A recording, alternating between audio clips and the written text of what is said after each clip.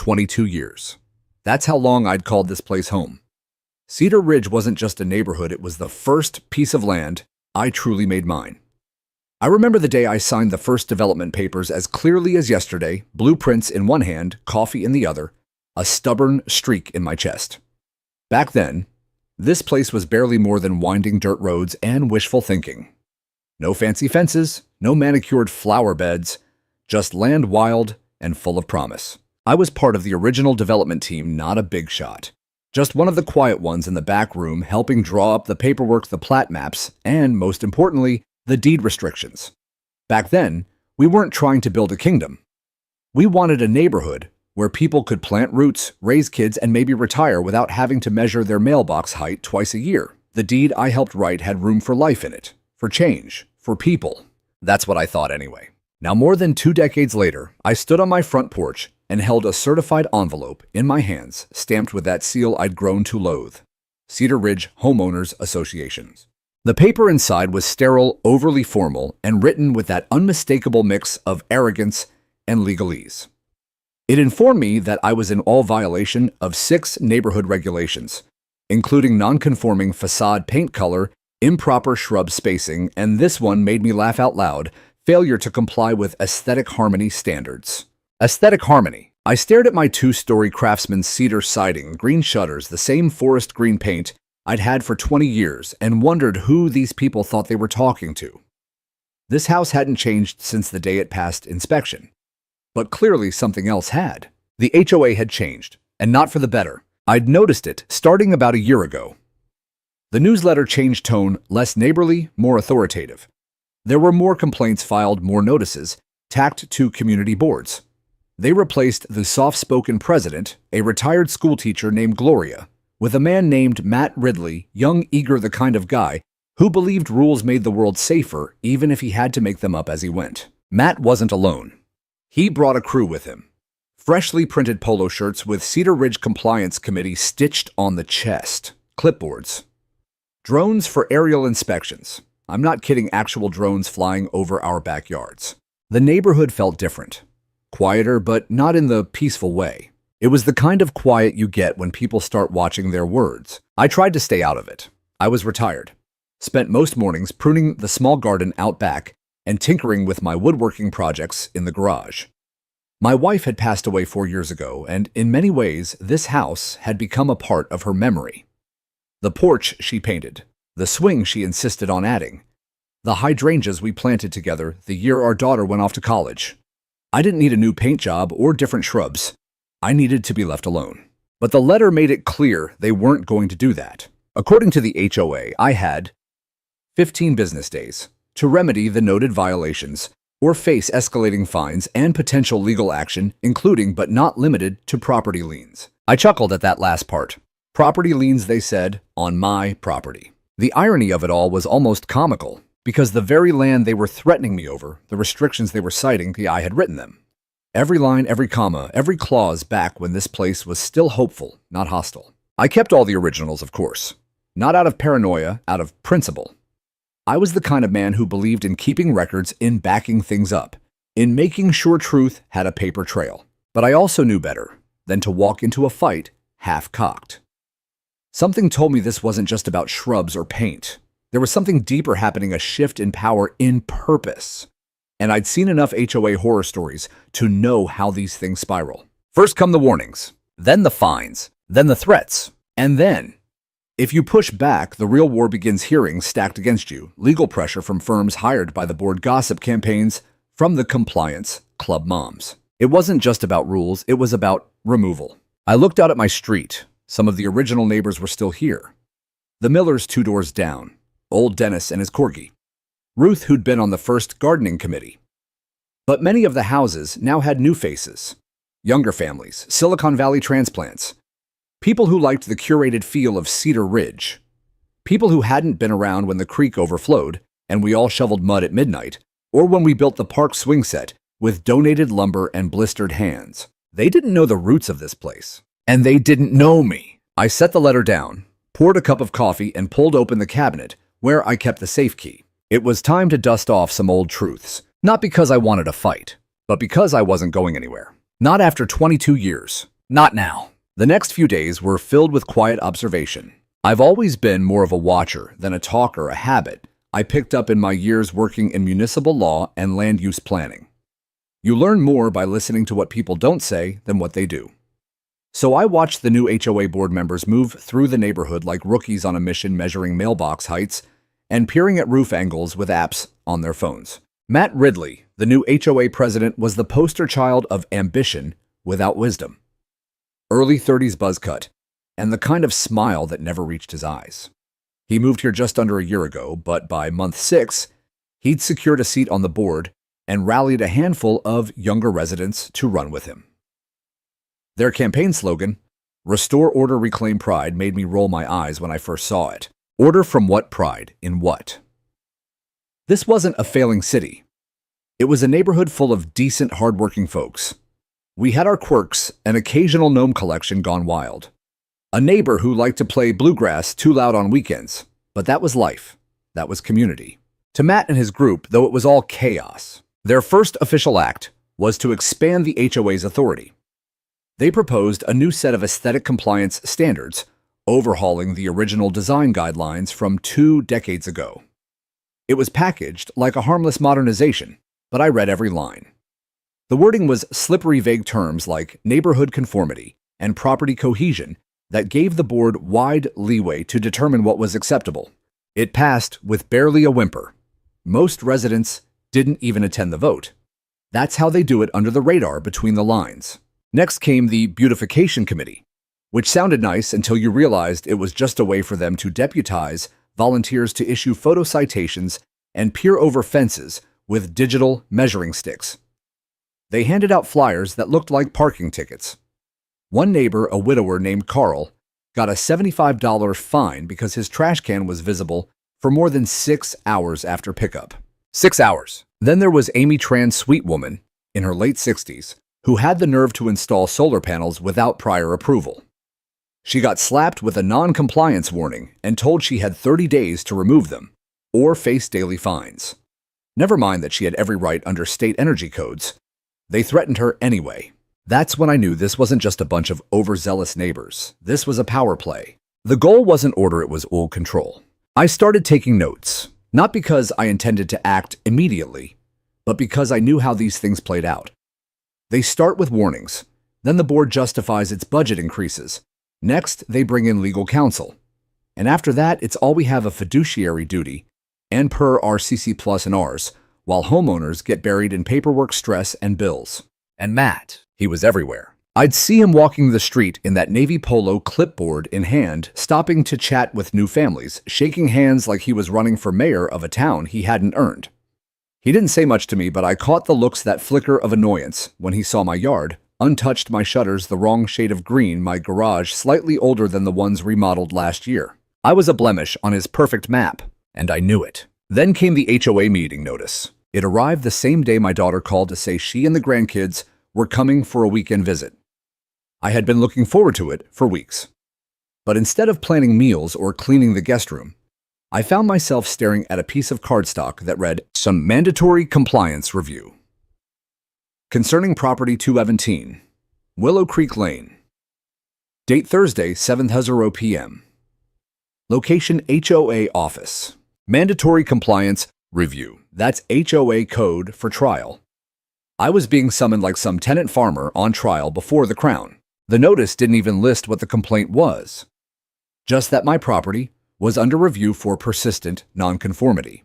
The kind of phrase designed to sound legal but meant to be intimidating. Well, I'd drafted plenty of those in my time. What they didn't know, what no one on that new board seemed to understand, was that Cedar Ridge's foundation was built on something stronger than bylaws. And it was built on intent, and I still had the original documents to prove it. See, back when Cedar Ridge was incorporated as a planned community, we filed our deed restrictions with the county registrar and the city planning office. As part of that team, I personally drafted a series of clauses to protect long-term residents, those who built homes before the HOA was formally constituted. The language was clear. All original deed-holding residents who constructed property on their land prior to the formal establishment of the HOA in 2001 shall be grandfathered in with full exemption from future design or aesthetic modifications imposed by subsequent administrative bodies. I remember typing that clause myself. I remember the argument we had about whether to include it. Some thought it was unnecessary. I insisted. I said, communities are built by people, not boards. Let's make sure we don't forget that. And now, 22 years later, they had. That clause had never mattered until now. They didn't know who I was. They didn't know what I'd written, but they were about to find out. The days leading up to the meeting were oddly quiet. No more letters, no more citations. Just that one looming appointment on my calendar like a storm cloud that refused to move. I spent my time getting my papers in order. Pulled out the file from my old briefcase, yellowed with age, but still sharp in its clarity. I reviewed everything: signatures, county stamps, property plats, original architectural guidelines. I made copies, highlighted sections, wrote up a short legal memorandum the way I used to when preparing for city hearings. Then I mowed the lawn, trimmed the bushes, cleaned the windows, because if they wanted a battle over aesthetics, I'd give them curb appeal that could be photographed for a magazine. But what I really wanted, what I'd always wanted, was simple: to be left in peace, to live out the rest of my years in the house I built with my own hands. The house where my wife and I grew old together. The house where every creak in the floorboards carried a memory. The house that stood not just on a street, but in history. And no board, no polo shirt, politician, no self-appointed committee was going to take that from me. Thursday arrived with the kind of humidity that settles deep into your joints and refuses to leave. The kind that makes your skin sticky and your patience short. I'd spent the morning sanding down a piece of maple I'd been working on for a rocking chair, a gift for my granddaughter's 7th birthday. But my hands couldn't focus. They moved through muscle memory, sanding, shaping, smoothing, while my mind kept drifting back to that one piece of mail pinned above my desk. Mandatory compliance review. I wasn't nervous. I was prepared. But I'd be lying if I said the weight of it all didn't sit heavy across my shoulders. HOA meetings were never truly about discussion. They were about domination, designed to make you feel like the intruder on your own porch. And this meeting, I knew, would be no different. But before I could even put on my shoes to leave, another envelope arrived. This one thinner, more casual looking, almost like a flyer. It had that same HOA seal embossed at the top. Inside were 6 separate notices of violation, each detailing a failure to comply with a different HOA regulation. Apparently, in the span of just a few days, my property had become a hotbed of chaos. Violation number 1. Fence color does not match updated HOA palette. Violation number 2. Lawn edging exceeds allowable height by 2.5 inches. Violation number 3. Non-native plants visible in front yard. Violation 4. Exterior lighting wattage unapproved. Violation number 5. Improper storage of woodworking equipment visible from street. Violation of 6. Unauthorized placement of rocking chairs on front porch. Potential hazard. I stood in my living room reading each line twice. I was almost impressed by the creativity. I mean, unauthorized rocking chairs. Was that even a real thing? Each violation carried a $75 fine and a warning that repeated infractions would result in compound penalties and potentially a lien on the property. I let out a low whistle and walked back into my workshop.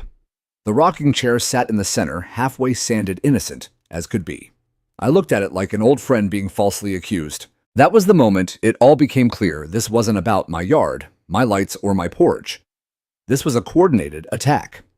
An attempt to flood me with enough bureaucratic nonsense that I'd either give up, comply blindly, or get pushed out. But here's the thing about me. I don't bend easy, especially not to bullies with badges they printed at Staples. I arrived at the HOA meeting 10 minutes early. The room was already half full, residents sitting on folding chairs, arranged in neat rows, all facing the front table, where the board members were beginning to gather.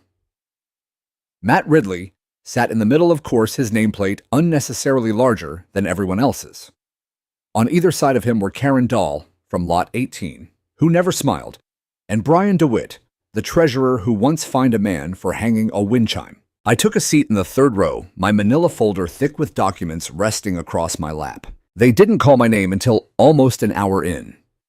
The agenda was bloated with budget adjustments, landscaping contracts, and a motion to limit Christmas decorations to understated themes. Finally, Matt leaned into his mic. Next item, 217, Willow Creek Lane. Compliance hearing. I stood and walked slowly to the front, not out of hesitation, but out of principle.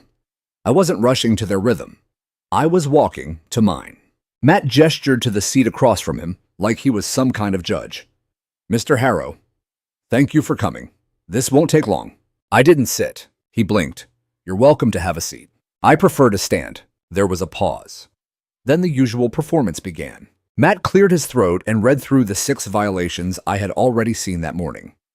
He referenced bylaws, page numbers, subclauses, each delivered with a tone that implied he expected me to nod and apologize. I didn't. When he finished, he looked up and gave that practiced, pitying smile. We're happy to work with you on bringing the property back into alignment, but failure to act will result in fines, liens, and if necessary, further legal intervention. I opened my folder. The sound was deliberate, the kind of crisp paper shuffle that gets attention. From it, I removed a copy of the original deed restrictions, the real ones, the ones filed before the HOA even existed. I held them in the air and said, are you aware that your current aesthetic guidelines contradict the foundational governing documents of Cedar Ridge? Matt's eyebrows arched, but he recovered quickly.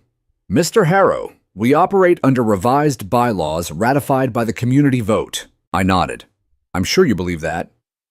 But according to County Clerk File CR01-1442, the original deed restrictions include a clause section 4.3b, stating that any resident who built on their land before the formal establishment of this HOA is exempt from future design or aesthetic mandates. I handed him a copy, and another to each board member. Each one stamped, notarized, and indexed by the county. The room was quiet. A few residents shifted in their seats, leaning in. Matt flipped through the pages, lips tightening. I don't recall seeing this clause, he muttered. You wouldn't, I replied, because you never looked. Brian DeWitt spoke next. Even if such a clause existed, HOA bylaws evolve. They must be enforced uniformly. I turned toward the room, not the board. There's nothing uniform about bullying long-term residents out of their homes. There's nothing legal about inventing infractions and issuing retroactive fines on the basis of personal preference. And there is nothing ethical about manipulating a community for control. I pulled out a second set of documents, photographs, of the recent violation letters I'd received, complete with timestamps showing they were all mailed on the same day. I added notes I'd taken from past board meetings, quotes from other residents who'd received similar citations after minor disagreements with board members. Then came the audio file. A neighbor had recorded a conversation during a compliance inspection in which one of Matt's volunteers stated, "We're trying to phase out the older homes. They're ruining the image." That played loud and clear through my Bluetooth speaker. Gasps, murmurs. A couple of people actually stood up. Matt turned pale. This is a hearing, he said, voice shaking slightly. You can't hijack it. I stared at him for a long moment. You already hijacked this neighborhood. I'm just bringing it home. The board moved to recess the meeting. I gathered my papers, slid them neatly back into the folder, and walked out. Not just as a homeowner, but as the man who reminded them where this place really began. They hadn't expected resistance. They especially hadn't expected it to come from someone who'd once written the very ground rules they were now trying to rewrite. But the fight was just beginning. It started with whispers. Nothing you could write down or prove in court, but you could feel it in the way conversations ended abruptly when I walked into the clubhouse, or how neighbors who once borrowed my ladder now avoided eye contact at the mailbox. Something was shifting subtly but deliberately. At first, I thought it was just the usual discomfort people had with conflict. After all, I'd spoken up at the last HOA meeting. I'd challenged the board. I had questioned the sudden wave of citations that had come crashing down on older residents, including myself. But as the days passed, it became clearer this wasn't just social discomfort. This was isolation, manufactured and intentional. A week later, I got a call from Alan, a retired engineer who lived 2 streets down. We'd known each other since the early days of Cedar Ridge, back when the lots were still dotted with construction trailers, and the only place to get coffee was a mobile cart near the gas station. Alan didn't waste time on pleasantries. They're trying to get rid of us, he said flatly. All of us. What do you mean? He lowered his voice, even though we were both on landlines. There's a plan not on the books, not in the minutes, but I've seen parts of it. They call it the Refresh Project. My stomach tightened. According to Alan, the new HOA leadership, especially Matt Ridley, the young suit-and-tie president who ran meetings like a CEO pitching investors, had been working on a long-term redevelopment proposal. Their goal to transform Cedar Ridge into a high-tier residential enclave, complete with unified architecture, standardized landscaping, and premium leasing opportunities. In other words, a place where custom porches, garden gnomes, and 22-year-old homes like mine no longer fit the brand. I thanked Alan and hung up, heart pounding. Then I went to work. Over the next several days, I started combing through HOA communications, the newsletters, the updates on the website.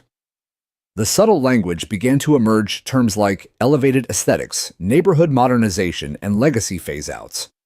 Terms that sounded positive on the surface but reeked of calculated displacement when you knew where to look. I even found a PowerPoint presentation accidentally left public on their Google Drive titled Vision 2030 Reimagining Cedar Ridge.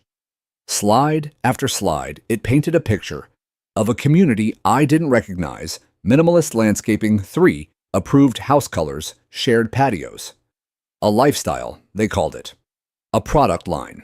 And on slide 17 in fine print at the bottom, legacy lots present image inconsistencies, recommend gradual transitions through incentive buyouts or sustained compliance pressure. Sustained compliance pressure. That's what they called it when they fined Alan for his mailbox being non-standard beige. That's what they called it when they threatened to lien my home over unauthorized shrubs. That's what they were doing to Barbara the widow on Bluebell Court, who'd received 5 violation notices in a single month for her handmade birdhouses. They weren't enforcing rules. They were breaking wills. The next morning, I walked the perimeter of my property with new eyes.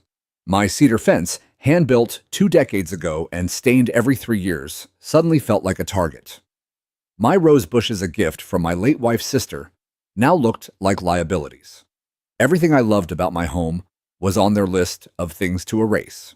Later that day, I received an email marked Urgent HOA Notice. It invited me to a compliance evaluation walkthrough scheduled for the coming week, conducted by 2 board members and a certified external consultant. I printed it out and pinned it next to my original deed. Then I made a call of my own, not to a neighbor this time, but to a contact at the county records office. Her name was Beth, and we'd met back when I volunteered on the civic planning committee years ago. She had access to everything: zoning maps, filing histories, amendment trails. When I asked if she could pull the original filing documents for Cedar Ridge, she didn't hesitate. "I'll have them scanned and emailed to you within the hour," she said. By sunset, I had them. And that's when the final piece clicked. Buried in a supplemental clause, one that I had written as part of the founding committee back when Cedar Ridge was just an idea, was a protective provision, a safeguard for legacy homeowners. It read, "No amendment, regulation, or directive enacted by any future governance body shall supersede the foundational rights of original residents, including but not limited to property design, landscape autonomy, and external fixtures in place prior to the ratification date." I stared at the clause for a long time, my name typed at the bottom as the original author. They didn't know. They had no idea. They were rewriting the future of this neighborhood with the arrogance of people who believed no one had kept the receipts. But I had. And for the first time in weeks, I felt something I hadn't felt since the day my daughter was born, in the upstairs room of this very house. Power. Real power. Not the kind granted by position or title, but the kind rooted in history, in truth, in permanence. They wanted me out, but I had built the foundation they were standing on, and I wasn't going anywhere. I didn't sleep much that night. Not because I was anxious, at least not in the same way I had been for the past few weeks. This time the adrenaline felt cleaner, sharper, like something inside me had reawakened. For the first time in this ridiculous saga, I had leverage. And not just emotional or anecdotal leverage. I had legal weight, cold hard language drafted decades ago and filed with the county, and they had no idea. They thought I was just another holdover from a less polished era. An old man in a custom-built home with rose bushes and cedar posts. The kind of neighbor who waved too long, mowed his lawn diagonally, and told stories at the summer barbecue about how it used to be. A relic, an inconvenience. But they forgot I helped write the story of this place. Literally. Back in the late 90s, when Cedar Ridge was still a swath of empty lots and muddy access roads, I had been one of the 5 original founding members of the HOA Formation Committee. Not because I wanted power, but because I'd spent years in civil code enforcement after leaving the Army, and I knew exactly how things could go wrong when people didn't think through the fine print. I was the guy they asked to draft the deed templates, the guy who structured the early governance documents, the guy who added the protective clauses for long-term residents, veterans, disabled homeowners, and families with multi-generational occupancy. And the kicker, I still had the handwritten notes. They were yellowed, yes. A little curled around the edges, but dated, signed, and notarized. With a cup of coffee in one hand and the scanned documents Beth had sent in the other, I laid out every sheet across my dining table like a general studying battle maps. The wording in the current HOA violation notices was laughably out of sync with the original design philosophy of the neighborhood. Where the board now cited aesthetic uniformity, our founding clause emphasized architectural individuality and environmental harmony. Where they penalized non-standard additions, we had explicitly permitted owner-led enhancements congruent with original intent. And then there was the golden clause, the one I'd rediscovered the night before. I printed out a fresh copy of it in bold, highlighted the entire section, and clipped it to the growing stack of evidence on my kitchen table. I made another copy just in case. Then another which I stored in my neighbor Sarah's fireproof safe across the street. She'd been living here nearly as long as I had, and she hated the new HOA even more than I did. I knew I couldn't just barge into the next meeting and throw papers at them like some unhinged conspiracy theorist. That's not how you win wars with bureaucrats. I needed strategy, patience, precision, so I waited. Let them make the next move. It didn't take long. That Monday, Matt Ridley and 2 other board members, Kelsey, from Lot 15, and Bryce the smug one with the Bluetooth earpiece always clipped to his collar, showed up at my front door with a clipboard, a measuring tape, and someone they introduced as a compliance design consultant. The consultant was in her 20s, wearing square glasses and a tightly wound bun. She didn't smile. She didn't introduce herself. Just looked down at her tablet and said, "We're here for your compliance evaluation." I stepped out onto the porch holding my own folder of documents like a holy relic. "You're on my property," I said, calm but firm. "State your business clearly." "We sent the notice last week," Matt said, motioning toward the sidewalk. "Routine inspection. Just want to make sure you're aligned with the updated community standards." "Your standards weren't voted on by the majority of homeowners," I replied, "and they contradict the original deed." Matt smirked. "Mr. Halston, we understand you've been here a long time, but Cedar Ridge is moving forward. We need everyone to align with the vision. The vision you never got community approval for." The consultant looked up from her tablet. "Sir, this isn't a debate. We're just here to assess compliance." That was my cue. I stepped off the porch, walked calmly past them, and handed Matt a thick manila envelope. "These are certified copies of the original deed protections filed with the county in 1999, I said. "I drafted them myself, and they were approved unanimously by the founding board of which I was a member. I've highlighted the clauses your notices violate."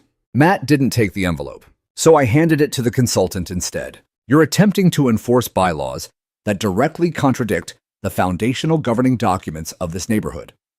You're operating outside your authority." For the first time since this nonsense started, Matt looked unsure. Kelsey leaned over and whispered something to him, her expression shifting from smug to concerned. Bryce stopped tapping on his phone. The consultant opened the envelope, flipped through the first page, then another, and her brows furrowed. "Deeply. I'd recommend you read that carefully," I said. "You're flirting with legal liability." Matt adjusted his shirt collar. "We'll review this with our counsel." "You do that," I nodded. "And while you're at it, consider freezing any and all compliance actions against me or any other original residents until that review is complete. Because next time, it won't just be a folder." I let that hang in the air as I turned and walked back inside, shutting the door quietly behind me. My heart was thumping not with fear, but adrenaline. I leaned against the wall and closed my eyes. That had gone better than I expected. That night, I received no further emails. No violation notices. No HOA harassment. Not yet, but I wasn't naive enough to think they'd back down so easily. Bullies like that don't give up. They regroup. The good news was now I was ahead of them, and I wasn't done. Not by a long shot. The next morning, I woke up before the sun. Not out of anxiety, but instinct. The way I used to in my army days, eyes opens before the alarm body, already calculating the day's first move. Old habits never really fade. They just wait for a reason to return.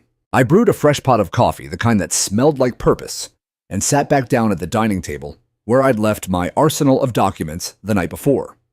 The manila folders, the printed county scans, the original handwritten notes, all of it laid out like the blueprint of a battle plan. Only now it wasn't just about me.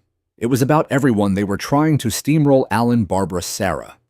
Even the quiet couple on the corner who hadn't spoken up but had quietly repainted their porch the same old shade of green after the HOA cited them for non-cohesive aesthetic.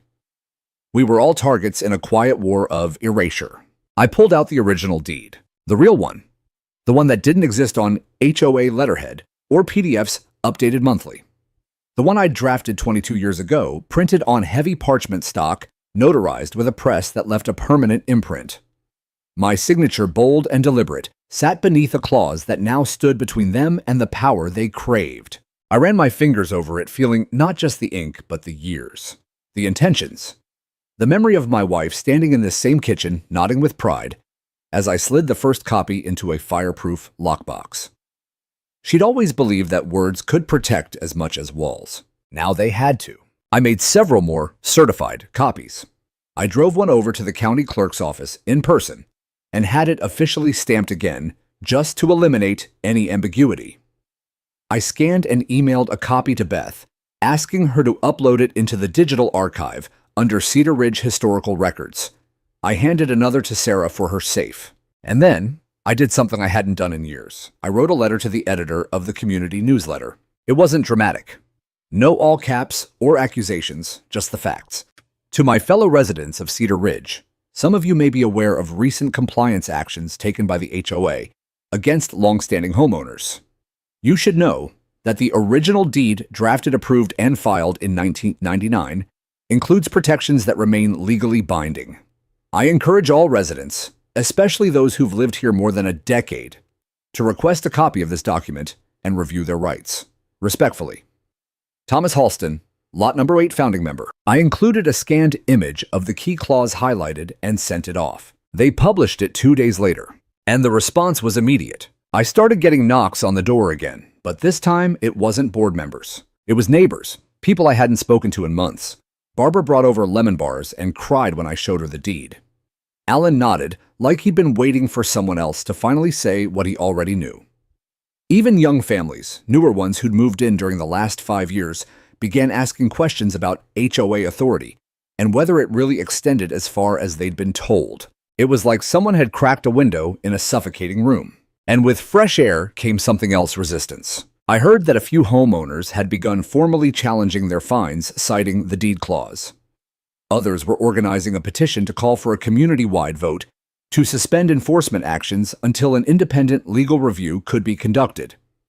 Someone even emailed a local journalist who covered housing disputes. Meanwhile, I kept preparing. I organized everything I had into a presentation. Not flashy, but tight. Bulletproof.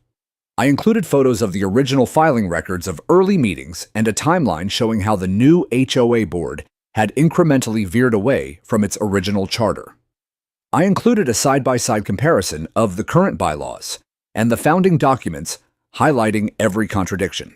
This wasn't just going to be a defense. It was going to be an exposé. The opportunity came sooner than expected. A notice went out for the annual HOA Town Hall, an open forum, where residents could voice concerns and board members were required to respond on record.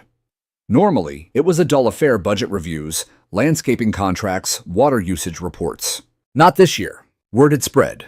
The clubhouse was full before the meeting even began. Standing room only. People lined the back wall and spilled into the hallway. For the first time in a long time, the community showed up not for a pancake breakfast or holiday parade, but to see if their homes, their stories, their dignity were worth defending. I sat in the third row, binder in hand, eyes on the board. Matt Ridley looked pale. Kelsey kept checking her phone. Bryce tried to smile, but looked more like he was bracing for impact. When the floor opened to residents, I stood, and the room fell silent. No microphone needed. My name is Thomas Halston, Lot 8, resident since 2001. Founding member of the original HOA Charter Committee. I held up the deed, one of the original copies, its seal catching the fluorescent light like a badge of honor. I'd like to speak tonight about the board's recent efforts to systematically target long-standing homeowners under the guise of compliance enforcement. I'd like to remind this room that Cedar Ridge was built on the principle of individuality and community, not uniformity and corporate branding. And I have proof. Then I began, line by line, year by year. I walked them through the language of the original deed, showing how the current board had not only ignored it, but actively violated it. I shared the clause that protected legacy homeowners. I read it aloud slowly. I showed the certified stamps, the notarized dates, the county records, and I watched their faces change. From smug to confused, from confused to nervous, from nervous to afraid. When I finished, I closed the binder and simply said, if this board continues to operate outside the boundaries of the governing documents, I will have no choice but to pursue legal remedies not only for myself, but on behalf of every resident whose rights have been trampled. The next step won't be a meeting. It'll be court. I sat down. The silence was deafening. Then applause. From the back row, then the sides, then the front. It wasn't rowdy. It wasn't angry. It was respectful. Grounded. A community remembering what it meant to be one. The board adjourned the meeting early. No new votes were cast. No compliance actions were mentioned. And I knew as I walked back to my truck that something had shifted. The deed wasn't just paper. It was armor. The days that followed the town hall felt different. Not just in my house, but all over Cedar Ridge. You could feel it in the air like the first crisp morning after a brutal summer when the heat finally backs off and the wind shifts. People weren't whispering anymore. They were talking, openly. Neighbors I hadn't seen in years were suddenly walking by again, stopping at the gate, waving from across the street, asking if I had any extra copies of the deed clause. I read aloud. It was as if everyone had been waiting for someone to poke a hole in the wall. And now that it was breached, they were rushing through with stories, frustrations, and questions of their own. Barbara told me her daughter had been fined for overgrown potted plants. Alan's son got cited for a trampoline that had been in their yard for a decade. A young couple with a newborn showed me a notice about their garage paint not matching neighborhood tones, even though it was the same color as the model home. It wasn't just petty, it was strategic, and now we were fighting back. But I knew better than to think public embarrassment alone would stop the HOA board. Bullies don't dissolve when they lose face, they double down. They find new rules to write new loopholes to exploit, and if they're smart, they lawyer up. Matt Ridley and his crew had underestimated me once. They wouldn't make that mistake again. So I started building a case, a real one. I met with a property attorney named Carla Morgan, sharp, seasoned, and not a stranger to HOA litigation. We sat down at her office with all my folders, copies of violation letters, town hall transcripts, and the deed documents. Her reaction after reviewing everything. This is gold. We talked about strategy. Not just a cease and desist, but a class action motion. If we could prove the board was willfully ignoring governing documents, we might be able to get a restraining order on enforcement actions, possibly even force a re-election of the board. She advised patience. Let them make one more mistake. Let them show the court their intent. So I did what I'd been trained to do back in the Service Observe record and prepare. Every letter I received, I scanned and timestamped. Every HOA meeting I attended and took notes, or when I couldn't, I had Sarah record them on her phone. I even installed a small camera facing my front yard, triggered by motion. Nothing illegal, just enough to record if any unauthorized inspections or drive-bys happened again. And they did. Twice. A week after the town hall, Bryce drove by at 6:43 a.m., parked in front of my house, and pointed his phone at my flower beds for 3 minutes. The next morning, Kelsey walked past, my yard paused, and made a call while staring at my porch light. That afternoon, I received a letter citing me for unapproved landscape lighting. It was laughable and exactly what I needed. Proof of retaliation. I added it to the file. Then another surprise arrived in the mail. An emergency board motion notice. A new vote was scheduled. This one wasn't about my violations, but about enacting a new clause. Revocation of legacy protections deemed obsolete for modern governance. I laughed out loud. They were trying to eliminate the deed itself, desperate, and stupid. That was their mistake. Because that vote meant everything would be on public record. It meant they had to explain in front of dozens of witnesses why they were trying to nullify the original document that formed the very basis of Cedar Ridge. It was the opportunity Carla and I had been waiting for. I spent the next 3 days preparing a dossier, not just for me, but for everyone. We printed 40 copies of a packet titled, "The True History of Cedar Ridge: What the HOA Doesn't Want You to Know." Inside was the original deed, the timeline of board deviations, a glossary of every violation issued in the past 6 months, and testimonies from 8 residents who had received citations that contradicted the founding documents. The night of the emergency vote, I handed them out at the door. No shouting, no picket signs, just paper, information, truth. The clubhouse was once again full. Tension crackled in the air. The board members took their seats at the front like it was a courtroom drama. Matt straightening his stack of papers, Bryce looking bored, Kelsey pretending to check her tablet. I didn't speak at first. I waited. They opened the meeting, cited their intention to modernize the deed, claimed it was necessary to ensure future growth and prevent liabilities, and then opened the floor for discussion. That was my cue. I stood, binder in hand, calm voice. Before you vote to erase 22 years of legal precedent, I'd like to read a brief statement on behalf of several residents. I pulled out a letter signed by 37 homeowners, formally objecting to the board's motion and citing the original deed as legally binding with statutory protections under state housing law. Then I handed it to the secretary, and then I sat down. Behind me, Sarah stood up, then Alan, then Barbara. One by one, neighbors took the mic and told their stories. Some were angry, some were emotional. All of them were powerful. Matt tried to interrupt several times. Kelsey tried to adjourn the meeting early. But by then it was too late. The tide had turned, and when the vote was called, it failed. Not because the board voted against it, but because over 2/3 of the residents present objected. Under the bylaws, that meant the motion couldn't pass. And just like that, the deed stood, still valid, still binding, still ours. That night, as I walked home under the soft street lamps, a familiar calm settled into my bones. Not triumph, not revenge, just relief and readiness, because the war wasn't over, but the battle was ours. The next official HOA town hall meeting wasn't for another month, but the board couldn't hide behind technicalities anymore. Their failed motion to rewrite the original deed had ignited something real. People weren't just angry, they were awake. Flyers started showing up around the neighborhood, not from me, but from others. One said, "They tried to erase our past. We reminded them who built this place." Another one was bolder. "Want to fix the HOA? Come to the town hall. Bring a chair. Bring your voice." For the first time in years, there was a buzz, an energy that didn't come from seasonal garage sales or 4th of July fireworks. This was different, purposeful, unified. By the time the meeting date arrived, I was more prepared than ever. And I wasn't alone. Carla, my attorney, would be there, not as my lawyer, but as a resident advocate invited by several other homeowners.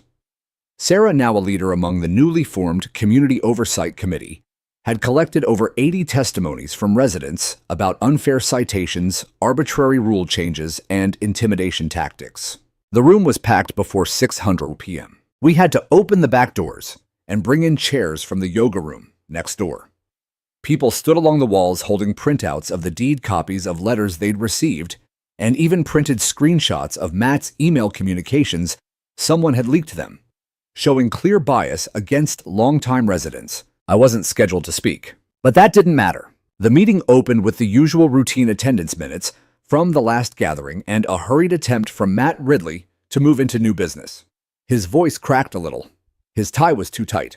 Then something remarkable happened. Barbara raised her hand, and instead of waiting for permission, she stood. I moved to suspend the board's control over enforcement actions until a full legal review of the governing documents is completed. Murmurs, then silence. Alan seconded it. Now the board had no choice, they had to address it.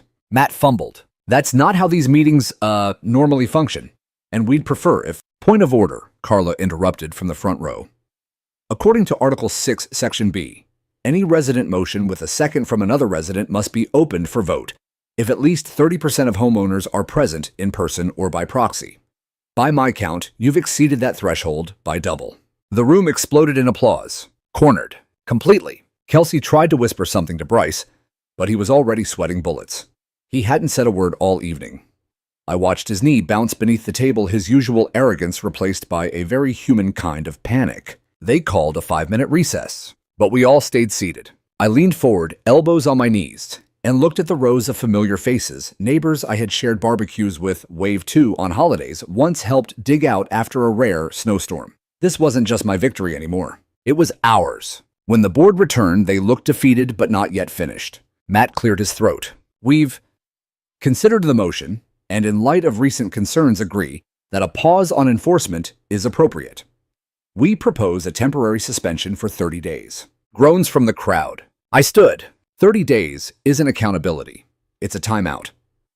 What we need is a full audit of the board's actions over the last year, and until that audit is complete, enforcement power should be held in abeyance, and any current fines under dispute should be frozen. The room erupted again. Carla rose and added, and we recommend the formation of an independent review committee composed of residents, not board members, to assist in the legal review of Cedar Ridge's foundational documents. Another resident, Kara, a school teacher who'd lived in the community for 11 years, spoke up. I moved to vote on both proposals. The motions passed, overwhelmingly. And just like that, in the span of one evening, the board's grip began to slip. A vote was scheduled for the following week to select committee members for the independent review. I was nominated, as were Barbara, Sarah, and 3 other residents from various corners of the neighborhood. That night, as the sun dipped behind the tree line and the crowd poured out of the clubhouse onto Juniper Lane, I found myself standing beneath the same dogwood tree where I had first seen the neighborhood 22 years ago. I remembered walking the lot with my wife, imagining our children chasing fireflies, picturing a life built not just of beams and brick, but of belonging. And for a while, we had that. Then came the power grab. But now something new. Not a return to what we had, but something better. A future built on shared responsibility, not control. I didn't feel like a hero. I felt like a neighbor again. As I turned toward my truck, I heard a voice behind me. Tom. It was Bryce. He walked slowly, hands in his pockets. His face looked softer than usual, tired, maybe even apologetic. I just wanted to say, we didn't know about the original deed. Not until after. And look, I'm sorry. I paused. He meant it. Or maybe he just feared what came next. Either way, it didn't matter. Then step down, I said quietly. Let the community lead. He nodded once and walked away. A week later, the HOA clubhouse wasn't just full, it was transformed. Banners that once promoted HOA-sponsored landscaping contests and seasonal decorating rules had been quietly taken down. In their place stood a corkboard covered in handwritten notes, resident proposals, copies of the original deed, and sticky notes reading things like, "Thank you for standing up for us. We're finally being heard. Cedar Ridge belongs to all of us." The mood in the room was electric, but grounded. This wasn't a pep rally, it was a reckoning. The newly formed Independent Review Committee had spent 4 days combing through every bylaw memo and digital trace from the past 3 years. Sarah led the charge on document cross-checks. Carla handled the legal framework. I focused on pattern recognition, looking for trends in violations, citation demographics, even subtle gerrymandering of so-called improvement zones that disproportionately targeted older homes. And we found them. We found everything. Violation letters signed off before hearings were even scheduled. Emails from Kelsey that included phrases like, "We'll keep pressure on the old-timers until they crack."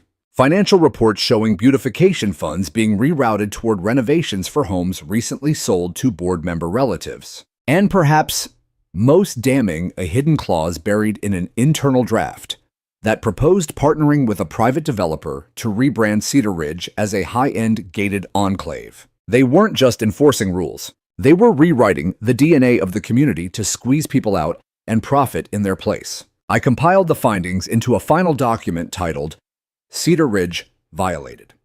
We handed it out in the same room where just months ago I had read aloud the original deed, like it was some forgotten relic. Now it was the foundation on which we stood. Matt didn't show up that night. Kelsey arrived late, visibly shaken. Bryce hovered near the back, silent. The rest of the board sat stiffly at the front table, their usual smug confidence replaced by the nervous shuffling of papers and darting eyes. We opened the meeting with a motion to present the findings and recommend a full vote of no confidence in the existing board.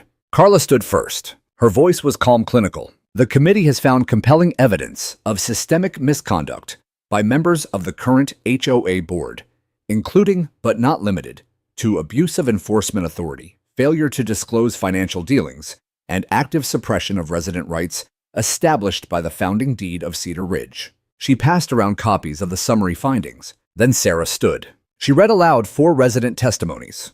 One from a widower fined repeatedly for his non-standard mailbox.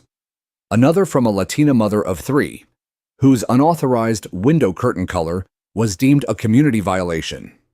Another from a veteran who was told his service flag violated HOA visibility rules. By the time I rose to speak, the room was silent. Not tense, focused. The kind of silence where every heartbeat feels amplified, every breath a countdown. I didn't need to raise my voice. I simply held up the original deed, now laminated, preserved in archival plastic, and said, "This is not just paper. It is a promise. One that was made when Cedar Ridge was founded. A promise that no one would ever be bullied out of their home or made to feel like they didn't belong. That promise was broken. And tonight we're here to repair it." Then came the vote. Each homeowner present cast a paper ballot. We had prepared in advance, just in case. By the end of the night, the numbers weren't even close. 87% voted to remove the current HOA board. It was done. Legally, the board had 10 days to appeal. But Carla had already drafted an emergency transition provision based on state HOA laws. The homeowners selected 5 interim members to manage operations until a permanent election could be held. And just like that, 22 years after I'd first walked through the half-finished frame of my house, the neighborhood was ours again. The next few weeks felt like a soft sunrise after a brutal storm. Neighbors who had stopped making eye contact were now waving again. People planted flowers not because it was required, but because they wanted to. Alan started a Saturday morning coffee circle at the clubhouse. Barbara launched a community newsletter called The Ridge Report. Sarah began organizing workshops on financial literacy, HOA rights, and neighborhood governance so that no one would ever be blindsided again. As for me, I went back to my garden, tore out the dead grass, reseeded it with native clover, and replaced the old porch light with a warm amber bulb that made the evenings feel golden again. One morning, a delivery truck pulled up. The driver handed me a thick manila envelope with my name on it. Inside was a plaque, walnut wood brushed brass. It read, "In honor of Thomas Halston, for reminding us that home means standing your ground." I didn't hang it up right away. I just held it, let it rest in my lap on the porch as the breeze moved through the trees and the smell of fresh-cut grass drifted down the street. I wasn't a warrior anymore. I was a neighbor, and I was home. The days that followed were quieter, but they carried a weight, a satisfying one. Like when a storm passes and leaves behind the scent of wet earth, the kind that smells like renewal. With the old board gone, the neighborhood didn't suddenly become perfect. There were still minor disagreements about parking spots, paint colors, even the occasional dog barking too loudly. But now they were just that, disagreements. Not threats. Not declarations of war. People talked to each other again. Listened. Laughed. For me, the change wasn't just in policy or leadership. It was in the feel of the air when I stepped out each morning. It was in the nods from neighbors who once walked past with their heads down. It was in the kids riding their bikes again, without fear of a citation for noise disturbance. The interim HOA board held open forums every Saturday afternoon, right there in the clubhouse. No closed-door sessions, no whispered side deals. Everyone got a say and everyone got heard. And when election time came, the community turned out in full. Barbara was voted in as president. Sarah became treasurer. Alan took over community maintenance. We had new blood, 2 young families who brought fresh ideas, but also respected the roots of the neighborhood. I was asked to stay on as historian, an honorary title I accepted with a quiet smile. We rewrote the bylaws together, tore out the language that favored control over cooperation, replaced it with clarity, fairness, and, above all, respect. We reinserted protections from the original deed, codified them into the governing structure so no future board could sweep them away. And we printed copies for every household, not hidden in a dusty file drawer, framed and delivered with a letter that read, "This is your home. This is your voice. This is our community." Some people still called me the guy who wrote the deed. Others just called me Tom. But the truth is, I didn't do it alone. Cedar Ridge changed because the people in it chose to remember what mattered. Not perfectly, not quickly, but decisively. There was one moment in early spring that brought it all full circle. I was pruning back the old rose bushes at the edge of my porch when a boy, maybe 8 or 9, skidded his bike to a stop at my front walk. He had a clipboard under his arm. "Hey, Mr. Halston." I stood up brushing dirt from my gloves. "That's me. I'm doing a school project on community heroes. My mom said I should talk to you." I felt the breath catch in my throat for just a second. Not because I thought I was a hero, but because a kid in this neighborhood now knew that standing up for what's right mattered. That a man in his 60s, armed with only an old piece of paper and a stubborn sense of fairness, could make a difference. I smiled. "Well," I said, walking to the porch steps, "you better come on up then. This might take a while." We talked for nearly an hour. I told him about the old map I drew before the first homes were built, about how we used to plant a tree in every yard on move-in day, about neighbors who became family, and how sometimes families forget each other, lose trust, but can find their way back. When he left, he shook my hand like a grown man and said, "Thank you for saving our neighborhood." I didn't correct him, because maybe in some way that's exactly what we'd done. The deed I wrote all those years ago had started as legal protection, but it became something more, a mirror we could hold up to ourselves, a reminder of what we once promised and what we must promise again: to belong, to respect, to protect. And so I sit here now, years older, a little slower but steadier. My porch is still my favorite place. It's where I hear the laughter of kids playing on summer nights, the buzz of bees in the garden, the slow footsteps of neighbors stopping by just to say hello. The chaos of the old HOA is a memory now, one I don't regret, because without it, we wouldn't have woken up, wouldn't have rebuilt, wouldn't have reclaimed what was always ours. Not just property, not just rules, but community. And as the sun dips low beyond the treetops and the light softens across the shingles of Cedar Ridge, I know this one thing more than ever. They tried to push me out, but I was already home.